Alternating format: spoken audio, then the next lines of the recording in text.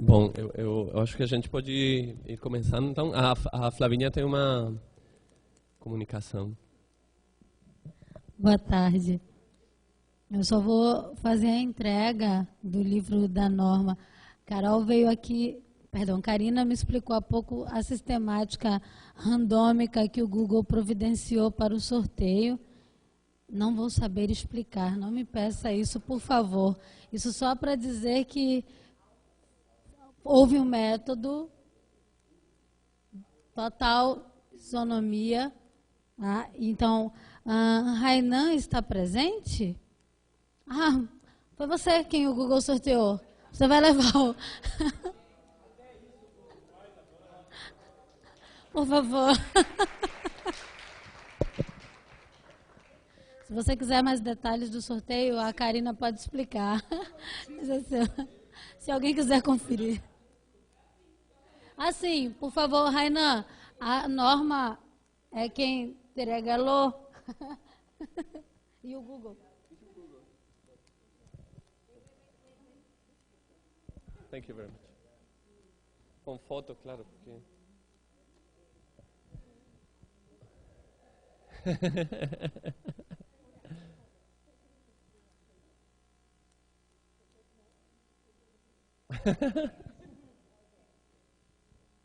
Ok.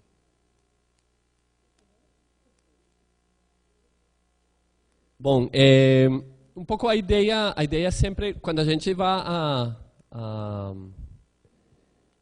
congressos, os congressos grandes, seminariões grandes e congressos grandes, está sempre correndo muito com o tempo, correndo sempre com apresentações muito rápidas e sempre se queixando da falta de tempo para debater e para conversar e fazer perguntas. Então, a gente controlou o tempo das apresentações, que também não foram curtas, mas a gente controlou muito, no intuito sempre de poder ter espaço para conversar mais e ter perguntas.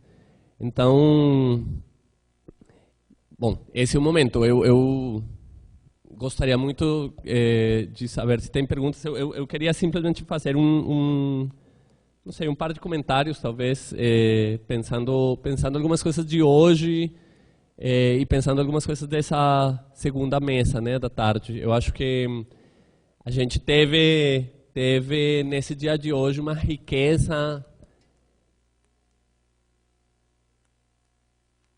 enorme de abordagens, uma riqueza enorme de fronteiras e uma riqueza enorme de abordagens acadêmicas e poéticas sobre essa ideia de fronteira e de territórios de fronteiras, né? E todas as derivações outras que formam esses territórios e que se produzem a partir desses territórios, dando diferentes ênfases, etc. Tudo isso às vezes parece muito disperso e muito difuso, mas tudo isso é um exercício da universidade, né? É o exercício da multiplicidade dos saberes e da multiplicidade das experiências e das línguas e das linguagens que pode enriquecer a nossa experiência, o nosso aprendizado na universidade, mesmo que às vezes o nosso tema particular não tenha nada a ver, ou a nossa abordagem seja outra. Mas a gente acredita muito nessa multiplicidade. Então, eu queria ressaltar da manhã um assunto que me pareceu muito, que o Lindomar falou e foi evidente, mas que, enfim, eu queria ressaltar, que é o investimento poético, né? O investimento poético, não apenas da fronteira e a partir da fronteira, mas o investimento poético na produção de conhecimento, né? E a produção poética do conhecimento. Tanto, isso fica muito evidente a partir da fala do Douglas, claro, mas quando a gente vê todo o trabalho da Norma e a maneira como a Norma foi se colocando também na sua produção de conhecimento nesses dias, que são 35 anos, implica uma presença de um investimento na criatividade, na estética, no cuidado, na produção metafórica, na produção material, de cultura material a partir do mundo acadêmico, no cruzamento. E queria muito, enfim, destacar isso, talvez um pouco colocar isso como uma das nuvens a trabalhar e a pensar.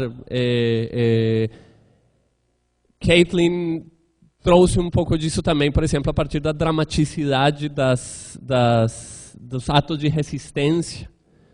E que no caso a Margarita, por exemplo, aparece também uma coisa, enfim, muito presente nos movimentos de vítimas, né?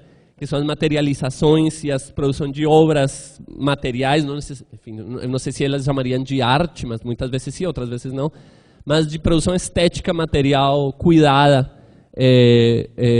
para marcação de lugares, né, Margarita? A gente vê na Colômbia, como, por exemplo, isso na Alemanha, na Berlim é muito forte também, a produção de lugares, a marcação de lugares a partir do trabalho da memória e como isso é muito marcado por todos esses sistemas de marcadores que a Kamala trouxe, né? Mulheres camponesas, mulheres indígenas, ou, por exemplo, as diferenças de mortes que o Lindomar falou ontem, né? Na sua fala no atravessamento dessa fronteira Ceuta-Gibraltar, onde os homens morrem correndo e muitas mulheres morrem esperando, né? Então, essa é uma coisa que eu queria resgatar um pouco, trazer toda essa dimensão, e que é a dimensão da inventividade, né, a partir do processamento do conhecimento científico, e que é uma inventividade também dos territórios que estamos chamando de fronteiras, digamos. Outra coisa que eu queria trazer a partir da fala do Douglas, especialmente, e que se conecta de uma maneira muito linda com uma frase em campo, e que eu acho que queria perguntar um pouco sobre isso. É sobre essa ideia da inexistência, né? O Douglas falava, o portunhol selvagem é belo porque não existe, né? E aí imediatamente lembrei de uma conhecida nossa, uma mulher colombiana,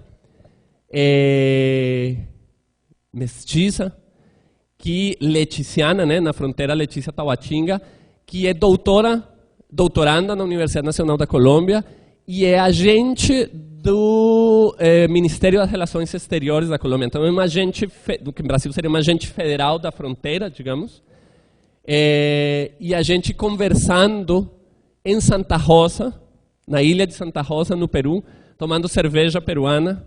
Ela me dizia: José, es que a fronteira não existe para nós. Sim. Então, essa ideia da beleza e da inexistência da fronteira, que marca a evidência da fronteira em múltiplos planos, digamos, é uma coisa que me chama muito a atenção com relação, por exemplo, ao discurso sobre pós-conflito, né? Toda essa retórica sobre a existência ou não existência, primeiro o conflito, quando Uribe disse que não tínhamos conflito interno na Colômbia, e agora a discussão sobre pós-conflito com a afirmação de que não tem mais guerra, né? Ou, por exemplo, as afirmações das Guianas e toda essa disputa territorial que tem com a Venezuela, ou a discussão sobre colônia nas Guianas, né? Enfim, essa é uma questão que queria colocar. E, por último, queria colocar eu acho que a gente sai muito motivado e muito estimulado, digamos, e isso muito, por exemplo, a última fala da Kamala, mas que está presente em todas, a repensar a maneira como a gente está produzindo conhecimento de gênero e as nossas pesquisas de gênero, particularmente em universidades, insisto, do norte global, como São Paulo.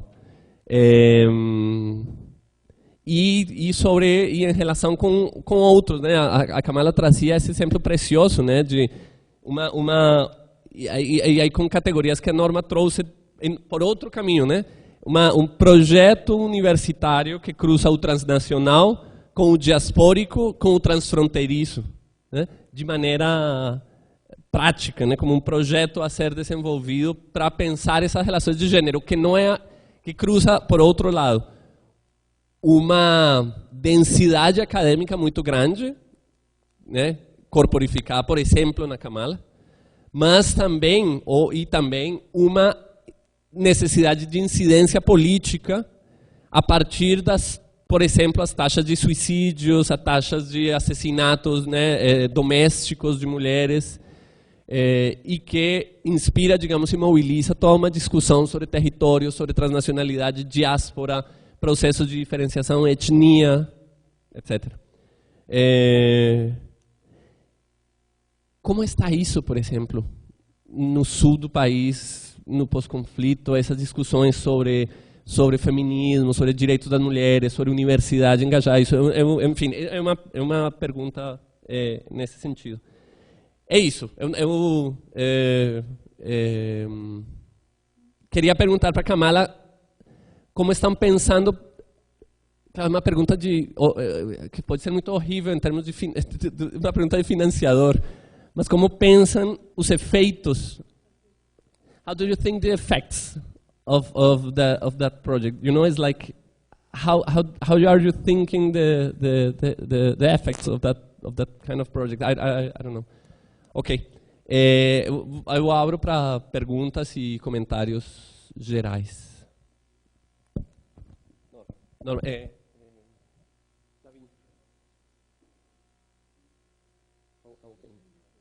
deixa eu ler.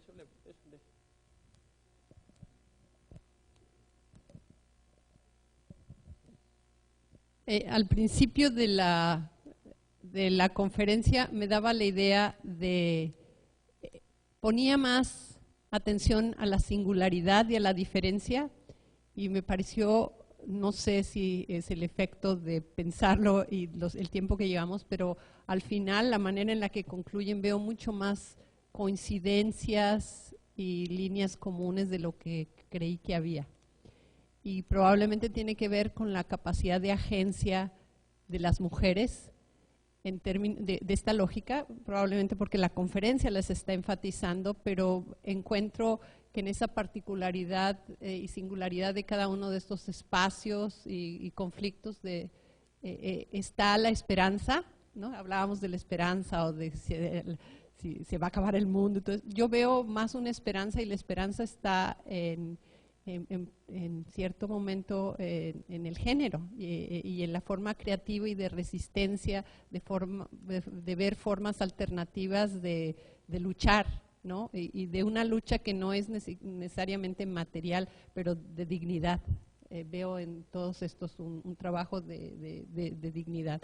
Y entonces tengo preguntas específicas. Margarita, a mí me fascinó lo que dijiste, el eslogan que usan las mujeres, porque a los hombres les quedó grande el proceso de paz o algo así.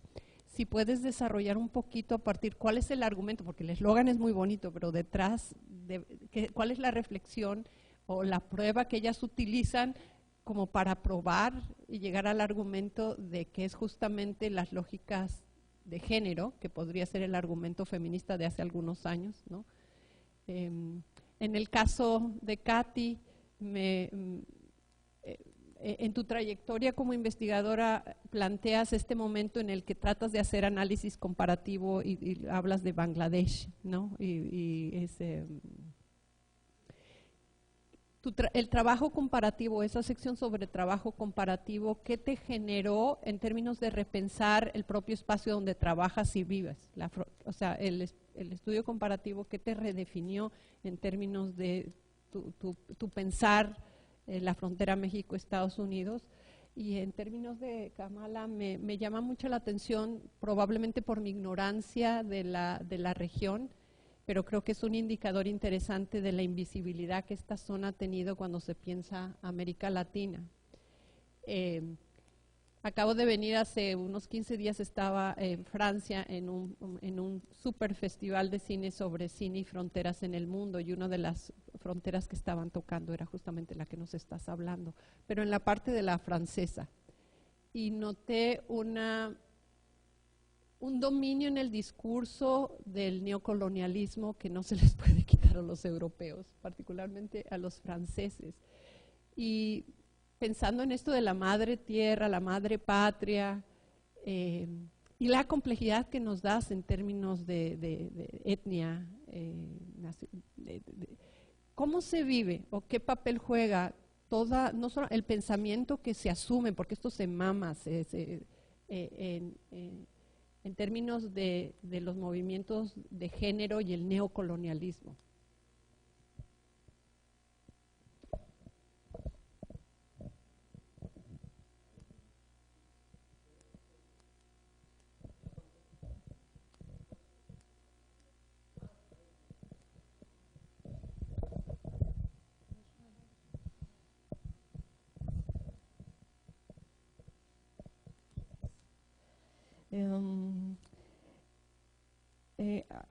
Ahora en el receso salí un minuto y vi el libro de Katy, y vi que en el libro de Katy hablaba sobre posconflicto. Entonces quería preguntar a qué se refiere ese término de posconflicto y si de pronto pueden dialogar ahí mejor Margarita y Katy. Y también usted habla sobre los cambios de la militarización. Entonces quería como también de pronto ampliar a qué cambio se refiere en esa frontera en específico y eso cómo afectó la vida de las mujeres. Y para Margarita estaba pensando, me gustó mucho eso que propones de resignificar la soberanía, reconstruir la soberanía. Y en tu ponencia dejaste ver algunos aspectos de qué te refieres con eso de la soberanía, pero me gustaría que lo ampliaras un poco más, y si tú eso lo estás viendo, lo alcanzas a ver en términos también de soberanía femenina, ¿sí? Y ahí pues articulo con la pregunta de a qué se refieren las mujeres cuando están diciendo que a los hombres les quedó grande pensar la paz, pero también, y siempre he creído, que cuando las mujeres entran con ese poder de pensar ese tipo de cosas, logran hacer cosas que benefician a ellas y a todos, a hombres, mujeres y la economía y el territorio y todo. Entonces, como en esa línea, y quizá hablar un poquito del posconflicto en Colombia como contexto. ¿Sí? Yo sé que, pero porque es que…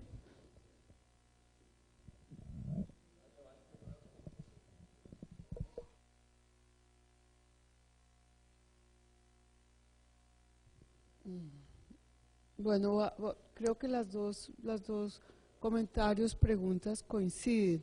Entonces voy a comenzar tratando de contextualizar esta afirmación de que a los hombres les quedó grande la paz. Fue muy interesante que hubo realmente todo lo que circuló, como les comenté, de estos dos encuentros que hubo en un tiempo muy corto. O sea, estoy hablando de un periodo entre marzo y junio de este año en Puerto Asís. Para eso hay que tener en cuenta varias cosas. El mayor causante de muertes violentas, de asesinatos, violaciones y afectación violenta en Putumayo lo causó los ejércitos paramilitares. O sea, estoy hablando de un periodo que va entre 2000 y 2005.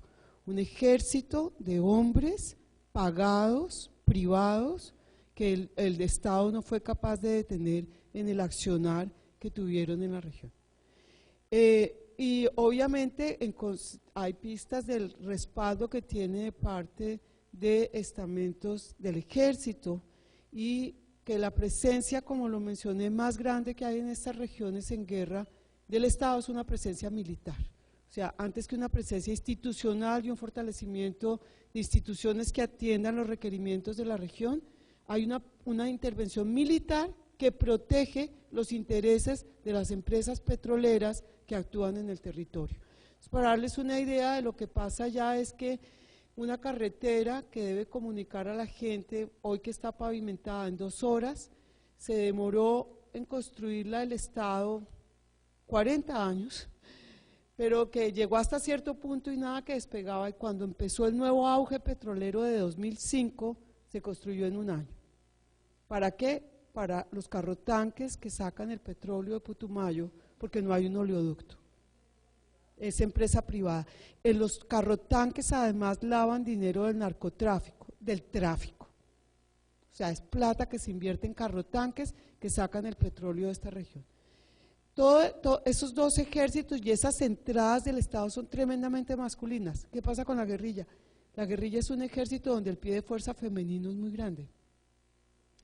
Y como se lo comentaba a algunas de los que están participando aquí, cuando empezaron los diálogos de paz en La Habana, fue muy interesante ver que la guerrilla aceptó la entrada del periodismo y de periodismo extranjero también mucho, que hubo muy buenos reportajes, y entre esos pude ver cosas maravillosas de periódicos italianos y también de una periodista socióloga francesa que está dedicada a la reportería gráfica en Colombia, sobre 2 columnas porque se armaron en Putumayo en los años 80. O sea, que surgen con un pie de fuerza indígena en un 60% y no indígena, pero de gente que vivía en Putumayo, que es el Frente 47 de las FARC.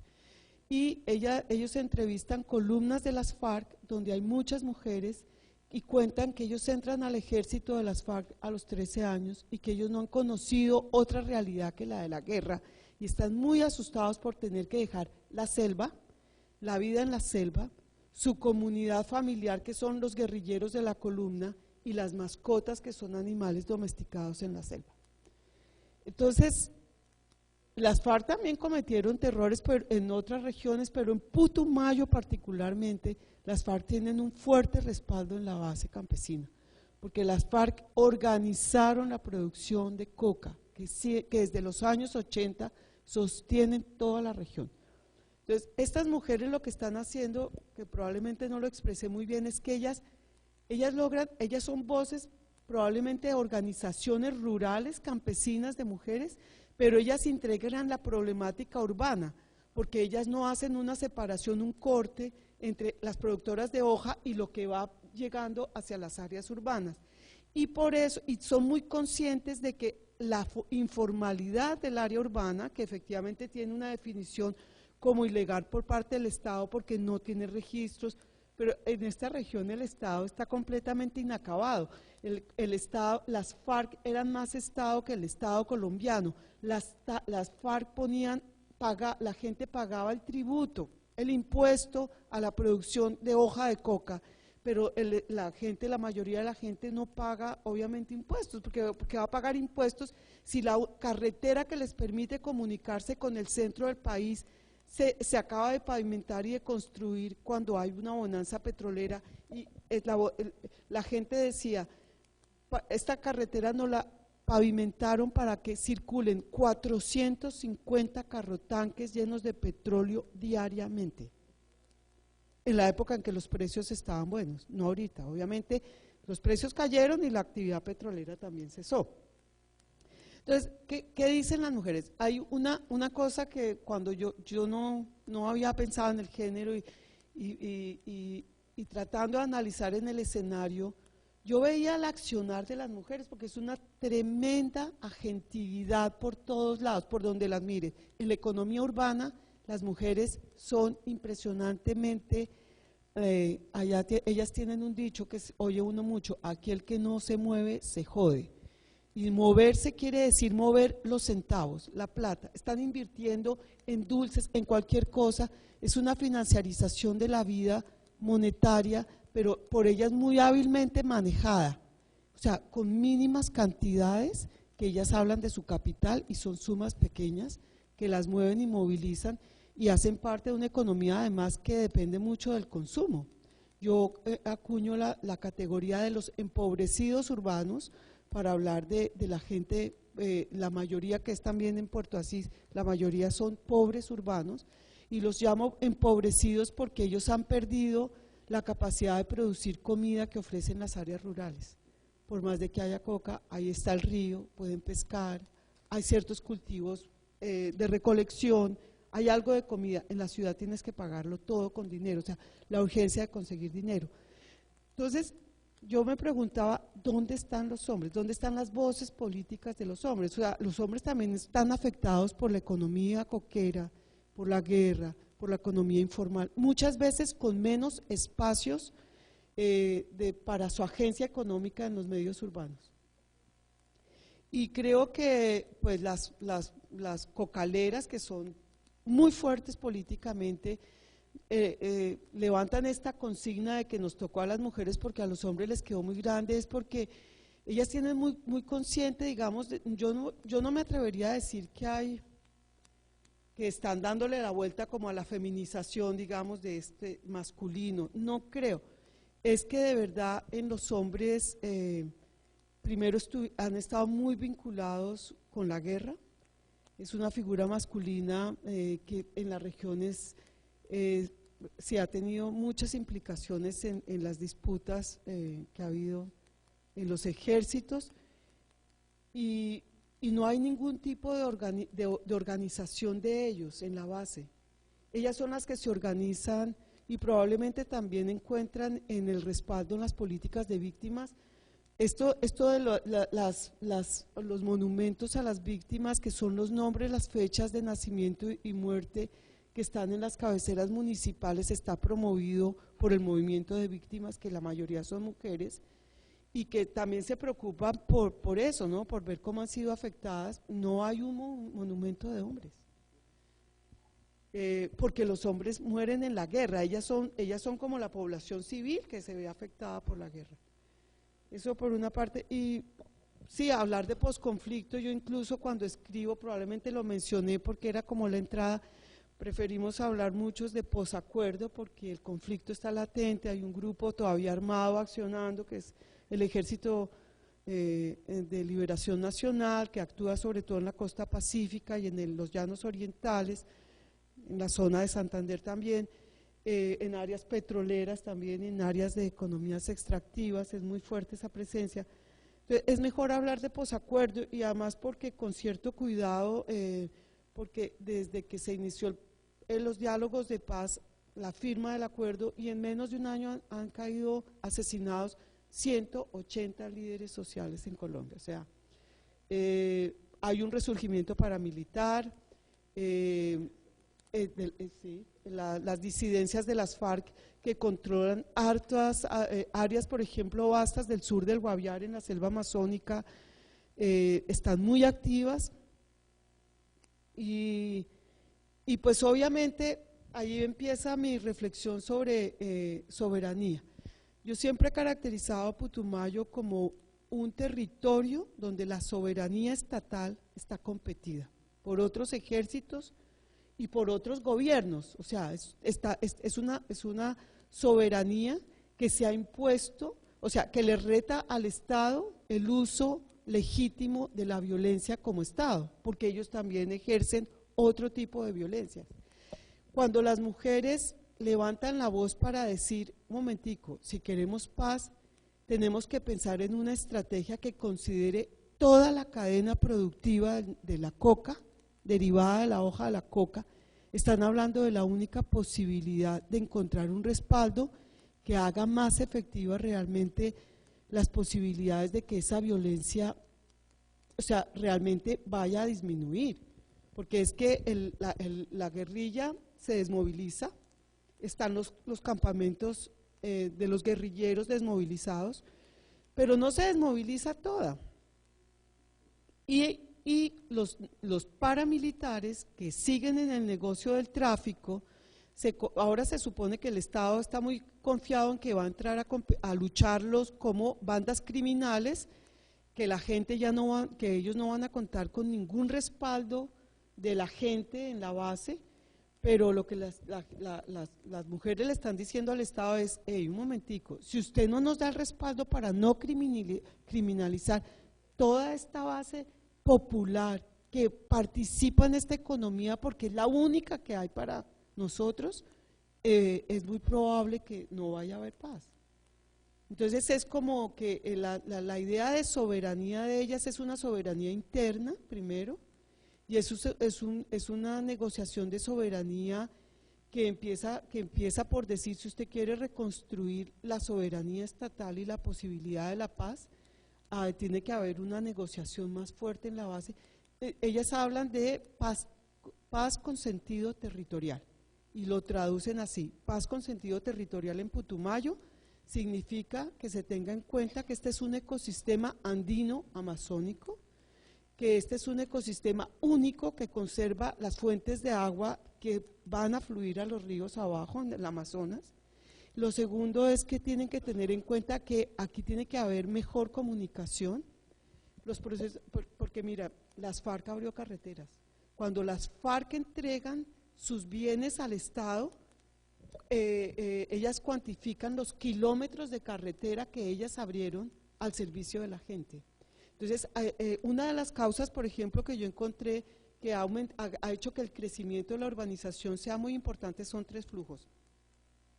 Movilidad, que por parte del Estado fue la carretera que les hablo, que se termina de construir hasta Puerto Asís, justo con la bonanza petrolera, pero efectivamente mejoró la comunicación, las carreteras de las FARC y la disponibilidad de esta plata que le permite a la gente comprar una moto y movilizarse hacia un área rural por uno de los caminos que abrió las FARC y llegar allá y no pagar un transporte por río que es muy costoso.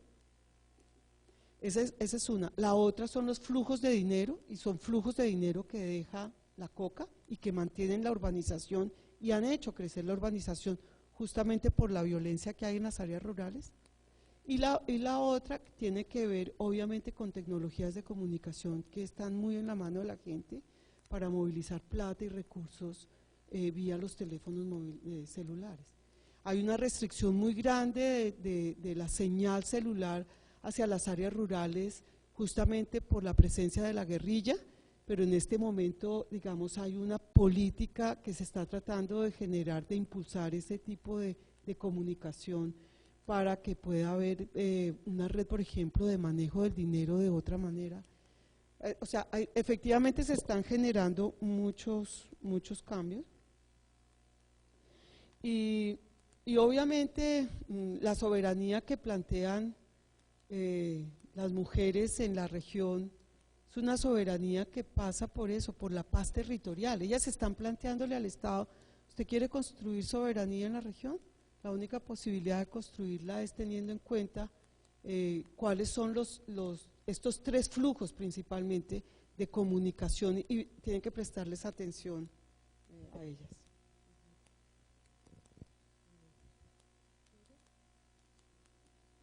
So I think what I'm going to say connects somewhat to what Margarita was saying, that I don't need to hear myself translated, is that in the Guyanas, in the Caribbean, women are at the, I think, doing important work on the ground, in the grassroots level. They are the ones who are contesting the kind of neo-colonial legacies that we have in the Caribbean, which are very real. And one of the legacies, even though many of the countries are independent, technically, they're still dependent on the larger global political economy. They're very small economies, and hence the attempt to build this trading bloc between them to, create some strong strength amongst them. But still, the Caribbean is marked by a colonial legacy which was built on and which still has the effects of a divide and rule. And this divide and rule is very, very clear in Guyana and Suriname, where the ethnic populations were actually played out against each other, right, under colonialism. And it was it's still very evident in the politics of today, where we have, in Guyana and Suriname both, we have an Indian political party which mobilizes people of Indian and Asian descent, and we have the Afro-descended parties, and then we have those of the Portuguese and the European descendants. But those are legacies of the divide and rule policies that happened under colonialism through the sugar plantations and through that kind of colonial rule. Now, this has produced in both Guyana and Suriname a lot of violence, and there's a lot of racial violence between these ethnic groups historically in the fight for independence. They were pitted against each other through the old colonial powers, through Britain, and with a helping hand from the United States intervened, through the Netherlands. So that legacy is very real.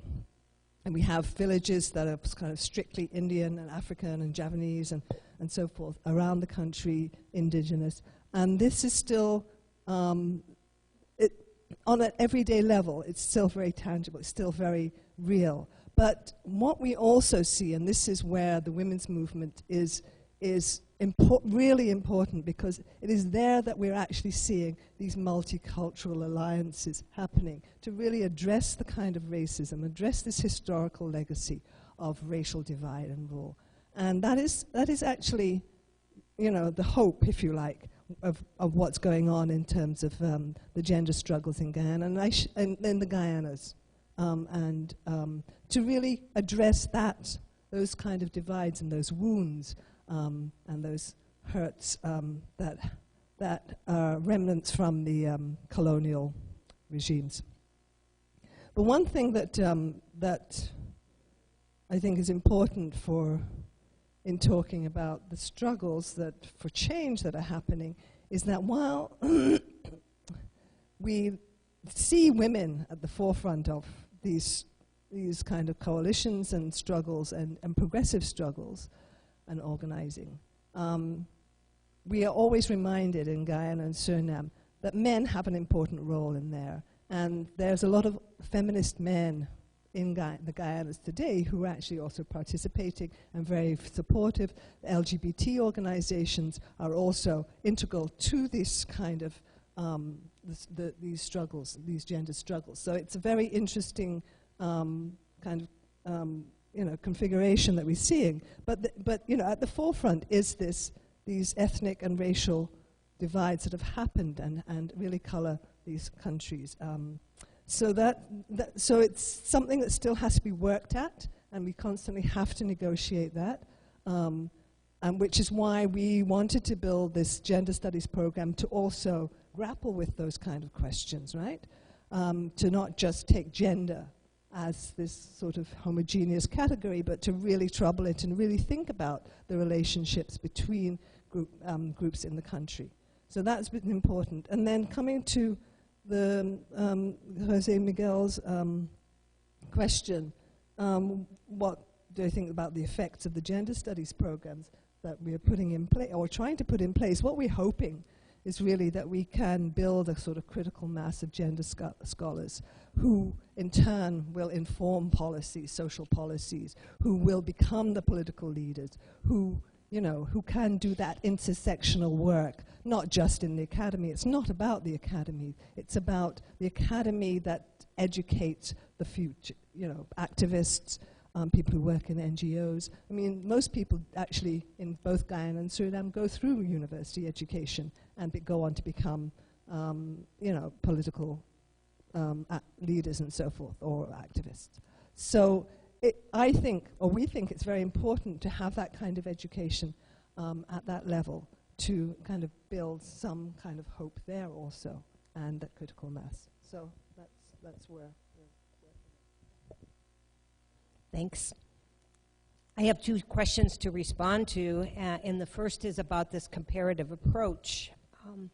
Let me first say that this takes a long time to do because it requires relationships with colleagues, a presence in the borderlands, and the focus of my chapter on Europe and the European Union evolved around a partnership between my university, a border university, and a border university called European University Viadrina in the German-Polish borderlands, which had an interesting requirement that 30% of the students must come from Poland.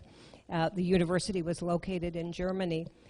And after visiting there, I developed relationships, made a friendship with Dr. Beata Halika, who is a historian who came to my university. I went to hers. We had student exchanges. I co-taught a class with her.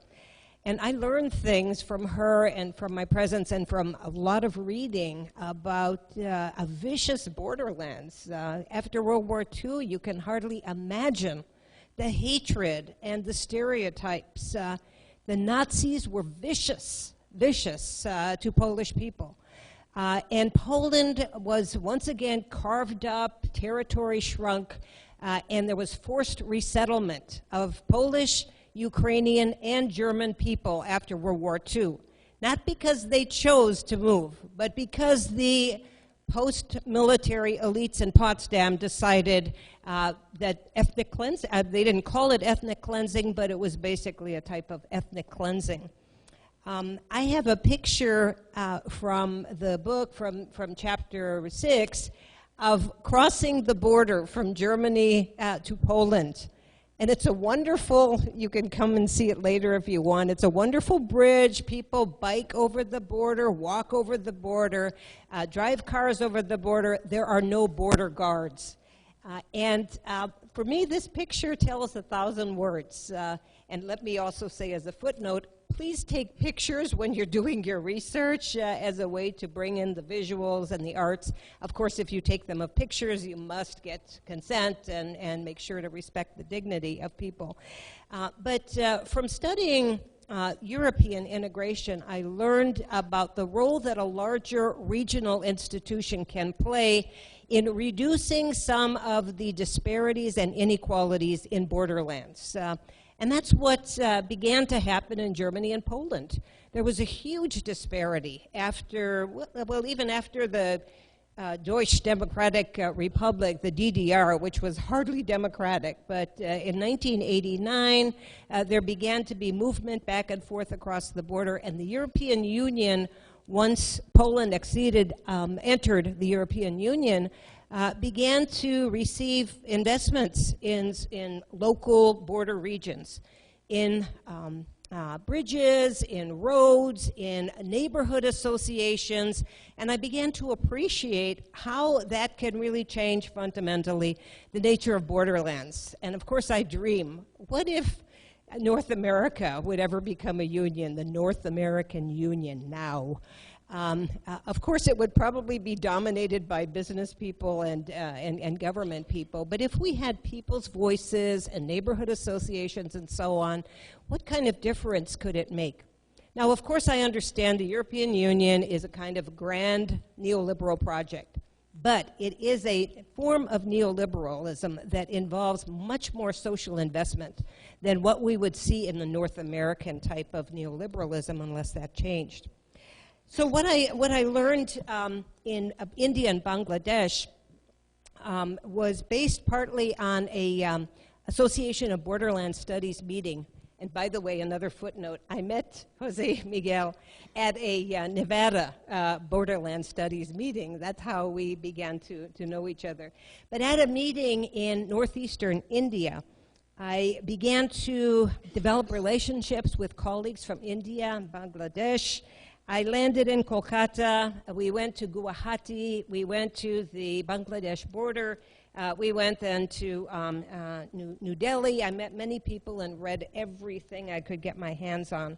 What I learned about India is I have always been extremely critical of the U.S. Border Patrol, but once I began to learn more about what in India is called the border force, is that it is the biggest border patrol in the entire world. There are 250,000 people who work in the Indian equivalent of the Border Patrol. National security issues are constantly being talked about in India. And of course, there have been some crises with China, with Pakistan, but the Indian border force is a force to be reckoned with. There are estimates of how many killings per year they do of border crossers, refugees, people who come from Bangladesh, work on the India side because they can get more money, is estimated at about 500 per year. Now, the U.S. also kills, the U.S. Border Patrol also kills people directly and indirectly. Indirectly when bodies are found in the desert because people are having to cross in dry places with no water and tremendous heat. And even directly, and no Border Patrol officer in the U.S. has ever been convicted of murder, even though there have been about 40 or 50 of them over time. I learned new things about the India-Bangladesh border. There used to be a lively, informal, licit trade among people, agricultural, small manufactured goods, etc. And once India decided they could try to collect revenue from traders, they set up an extremely controlled system called border HAAT, H-A-A-T. And, you know, between the time of 3 and 5 p.m. in the afternoon, with a proper license, people are allowed to sell. Well, it has totally squashed trade and the lively interaction of people. So I learned some of these things. As for the, oh, and by the way, about India, about Poland and Germany, those of you who know about the asymmetry of the U.S.-Mexico border, the power differences, the inequalities, in Germany and Poland, a lot of people in Germany will cross to buy cigarettes that are cheaper in Poland. They will buy liquor in Poland and bring it across. There are various sexual services available and so on. Now, some of this is diminishing, but some of these same border dynamics that we hear about in U.S.-Mexico are found there. As for what kind of impact this comparative approach will have, I did present this material at the last Border Studies meeting in San Francisco. The book has just come out. It came out in 2017, although the publisher put 2018 on the copyright page for one reason or another. So it's almost too soon to tell. But I think the key issue will be, will this book be used in courses, in upper division courses at universities in various places? And if the book is used in courses in the U.S. mainstream, I think that the Borderlands perspective on U.S. policy will be shocking to U.S. students and hopefully transformative.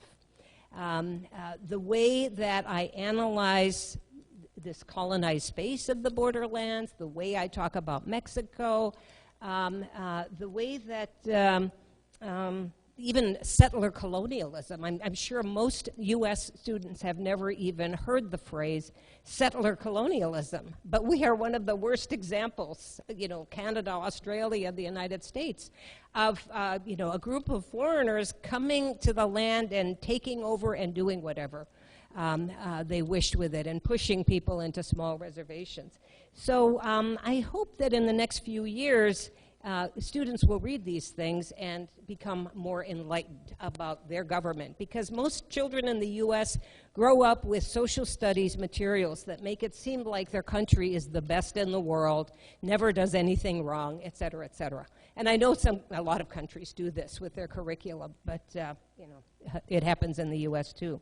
As for the second question, is there a post-conflict future, especially for Ciudad Juarez? That was the last, like a postscript of the 2015 book with Zulma. And I would say that in Ciudad Juarez, there's slightly more oversight of local government and also of the municipal police, which is a good thing. I don't think that the municipal police are totally fixed or clean yet. There are some roundtable groups that exercise oversight, and I think any organized activity, non-government activity, is very healthy. I am looking forward to Mexico's election in 2018. Mexico is a multi-party system, and the PRI and the PAN, the two dominant parties, have won, in my mind, almost too many times. And there is another candidate from a left of center, Morena party, which has split before, so I don't know what this person's chances are. But if this person wins the election in middle 2018, I think it will shift a new kind of orientation to the U.S., a less dependent orientation, a hope for a more diversified economy, and maybe even if there is a new NAFTA agreement that is signed, maybe this new president will say, who needs NAFTA? We will develop our own program. And I think that would be shocking to the U.S., especially to U.S. businesses. I think trade will still go on. I do worry what would happen to all the workers on a short-term basis, because there are 250,000 maquila workers in Ciudad Juarez alone, and there are more in other cities of northern Mexico. So they need somehow to earn an income. I think NAFTA, the fate of NAFTA, is really going to tell us more about a post-conflict future. When Ciudad Juarez had tremendous violence, a lot of people left. They migrated back to their home places. They migrated north, but they fled Juarez, but they started coming back. Ciudad Juarez has a vibrant downtown. It's a good place to go with families. I never go at night, but I do go during the daytime. As for this, what's happening with women, women are still dying, but it's not so visible. The figure that I quoted to you, 1993 to 2003, was 370 women. That is, and who knows how many women were kidnapped? Nobody even knows those figures. Since 2003, there have been probably 1,500 women who have been killed. However, the numbers have been dwarfed by the number of men who were murdered, either murdered by criminal organizations or by the Mexican military or federal police. And even in the United States, in the left, there is some concern. Why are you always talking about women? Why not talk more about men? And of course, we must talk about the overall murder rate. But I think we still need to make sure we differentiate murders of women, murders of men, and then try to do something about it. We still need the numbers. We still need the stories of what happens to these people and how their families react. Their families are still in mourning over these deaths. It's a terrible, terrible tragedy. And as for murders of trans people, we don't even have numbers yet. We just have some stories that get passed from one person to another. I mean, that's a whole new area that we need to know more about. Stories, numbers, etc. And as for the militarization, the final part of your question, under Obama, even though I realize he deported a lot of people, there was a movement toward reducing somewhat the war on drugs. The war on drugs in the United States has been going on for over 40 years. It was started by Nixon. It helps to militarize the border. And there are most of the drugs that, by pound, a lot of the drugs that come across the border are marijuana, which of course weighs more than some of the, methamphetamine and cocaine and all the rest. The drugs are coming across not because people are so vicious in countries to our south, but because there's a huge demand for drugs in the United States, and it's a very, very profitable trade. And every northward movement it makes, the drugs become even more profitable. Crossing the border is one thing. Getting to Dallas, Texas is another. Getting to Chicago and New York, the drugs become very profitable for all of the gangs and the criminal organizations that resell them. Under Obama, he was beginning to push the federal government to reduce the sentences of people who were jailed for marijuana, just for possession alone, without a violent element to it. And many of us think that was a positive thing, partly because about half of our states have already moved to regulate or legalize marijuana. Some of them, Colorado, Washington, California soon, they're taxing marijuana. They're producing it with better transparency about exactly what the marijuana contains. They're taxing it. They're generating revenue from it. And so there was this tendency toward changing the nature of the war on drugs and perhaps focusing more on violence with the war and with respect to the gangs and so on, and also to emptying some of the jails that were filled with people whose lives were wrecked because they had possessed marijuana. Under Trump, there is a renewal and expansion of the war on drugs, which is, in my mind, a terrible tendency because it recriminalizes activity, it punishes people, it doesn't offer medical treatment for people who actually suffer from addictions, and I'm not sure what's going to happen with all of the U.S. states. We have 50 of them, and about 25 have legalized in various ways medical marijuana. and sometimes just for recreational use, like I said. Once 2020 comes, if U.S. voters don't return Trump to office, I think maybe people could once again look at this war on drugs, which is a war that can't be won the way it's being fought right now.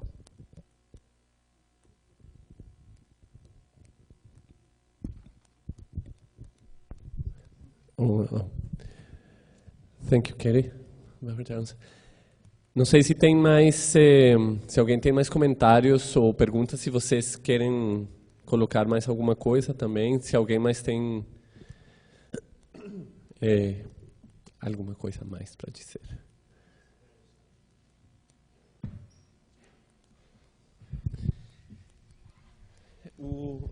Flávia. Pode. Isso, obrigado. Meu nome é Agnes, sou ingressante de Ciências Sociais. E assistindo também a palestra de ontem sobre fronteiras, que a Norma falou bastante sobre a relação do México com os Estados Unidos.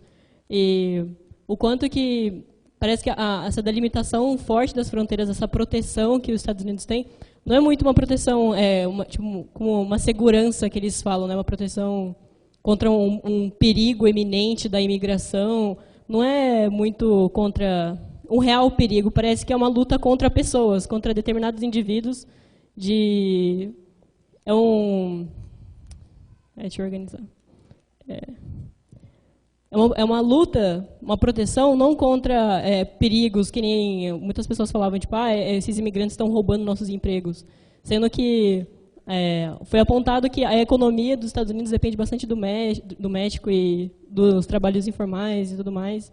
E como que essa interação entre culturas diferentes, entre fronteiras diferentes, que nem a Kathleen falou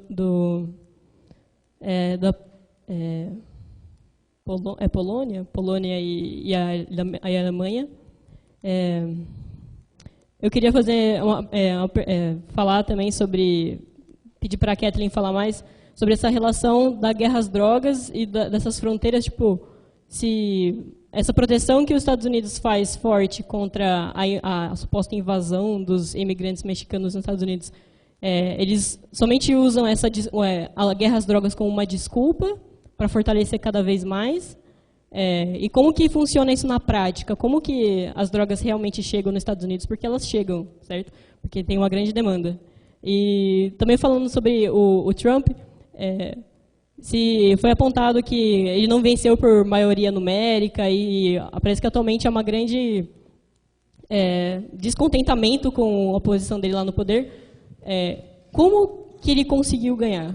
Como que Trump conseguiu chegar no lugar onde ele está? Será que talvez depois de um longo período do Obama no poder com um governo mais ou menos mais progressista, digamos assim, será que não reacendeu alguma chama, não sei, na população por a busca por um conservadorismo? Que nem eu lembro que muita da campanha do Trump era Make America Great Again, né? Faça a América ser boa novamente, como é isso. Então, em relação à guerra às drogas, com o policiamento nas fronteiras, e sobre o Trump e como ele foi eleito.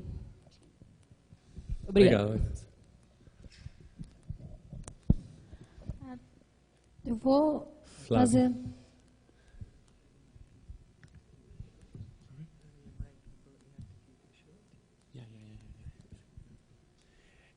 Não, que enfim, é a última. É um comentário que passa um pouco pela minha reação às intervenções de vocês três, pelo que eu sou muito grata. Não sei se alguém além de mim se alguém foi mais privilegiado do que eu com a exposição de vocês três hoje. O meu comentário passa exatamente por isso. Bem, eu sei que não dá tempo, então a gente não precisa... É só para compartilhar isso, mas vamos lá. Kathleen, eu venho de uma trajetória de um esforço de produzir dados quantitativos sobre violência de gênero numa região que, historicamente, o Estado, no caso o Estado do Amazonas, não produz. Eu comecei olhando para a violência e, com o tempo, eu fui forçada, inclusive por uma coisa que é a trajetória desse projeto, a olhar para a fronteira e pelo modo como a fronteira me afetava.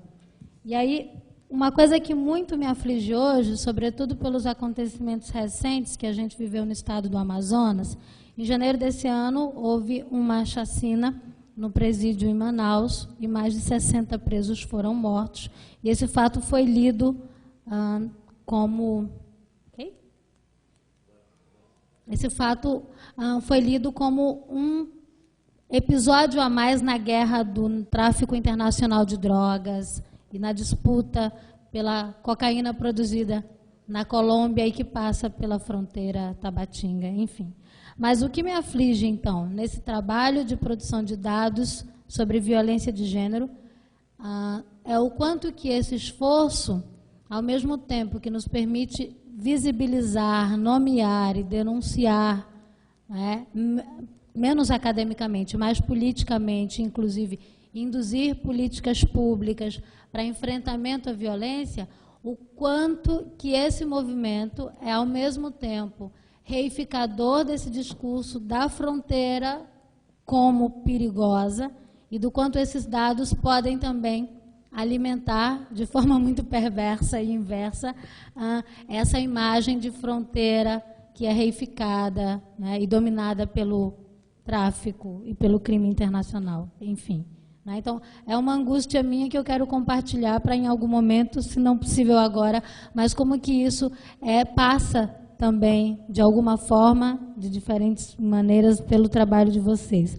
Foi por esses dados de violência que eu cheguei aos programas de transferência de renda, Margarita, porque havia uma dinâmica, um repertório distinto naquela região daquilo que a gente observa no Brasil, muito relacionado à retenção de documentos e ao crime patrimonial. Né? A retenção de documentos e violência doméstica contra pessoas idosas, que são, na região que eu estudo, a maior população de pessoas beneficiadas por esses programas de transferência de renda. E eu comecei a olhar, por conta desses dados qualitativos, com muita suspeita, para as análises que consideravam, em especial, o programa Bolsa Família, uma experiência bem-sucedida de empoderamento feminino e de autonomia das mulheres. Então, foi por suspeitar dessa análise entusiasmada demais, na minha opinião, naquele momento, que eu passei a olhar da violência para esses programas de transferência de renda. Mas agora tem dois elementos que têm me chamado a atenção na pesquisa de campo, e aí isso eu queria compartilhar contigo para uma troca. Uma tem a ver com o endividamento das famílias, e aí tem toda uma literatura na América Latina de como é que isso tem sido pautado pela financiarização, né, pela especulação financeira, etc. Mas tem uma coisa que passa pela criatividade, pelos projetos de futuro. Uma das famílias que eu acompanho agora passa por esse processo de aposentadoria, e a família, assim como toda a comunidade, são 60 famílias numa comunidade de mais ou menos 300 pessoas, elas têm todo um processo de construção de projetos de futuro para esse dinheiro, que vem ou pelo benefício do Bolsa Família, que é o nosso Famílias em Nação, ou que passa pelo benefício de prestação continuada, uma espécie de aposentadoria não contributiva. Né? Então, assim, tem essa faca de dois gumes do endividamento dessas famílias empobrecidas, no mesmo sentido que tu empregastes, mas também esse processo de produção de projetos de futuro que passa por mandar filhos para estudar na capital do estado, para fazer cursos como medicina, né? Que passa por adquirir equipamentos para o trabalho na roça e por vários outros, como contratar uma empregada doméstica quando ela já está envelhecida demais. Enfim. E aí, assim, eu queria chegar a um comentário mais próximo à tua intervenção, Kamala. Esse processo de pesquisa ele foi construído por uma experiência de projeto universitário pautado na formação de jovens feministas, que foi o observatório, eu já vou encerrar. Desculpa. E uma coisa que me aflige hoje é que... esse processo de pesquisa foi construído ao lado de um projeto de extensão universitária, pautado na formação de jovens feministas nessa mesma região. E uma coisa que eu começo a me indagar, e acredito que muitos professores da minha geração, que somos professores da periferia do Brasil, que atuam em universidades também periféricas, com todas as aspas aí, mas o que eu começo a me indagar hoje é sobre a forma como nós produzimos essas experiências de formação em diálogo com ativismos e com movimentos sociais, mas aqui no caso brasileiro e no caso da nossa experiência no Amazonas, muito pautadas e restritas ao financiamento público, e como que com essa virada que a gente experimenta hoje, esses processos estão fortemente ameaçados e alguns deles concretamente interrompidos e insustentáveis pela ausência de recurso público. Daí, ouvir outras experiências ajuda a gente também a pensar que outros caminhos que a gente pode trilhar para fazer isso. Bem, era só para compartilhar e agradecer muitíssimo a disponibilidade e o quanto vocês dividiram conosco esses dias. Obrigada. Obrigado, Flavinha. A gente tem, assim, 2 minutos.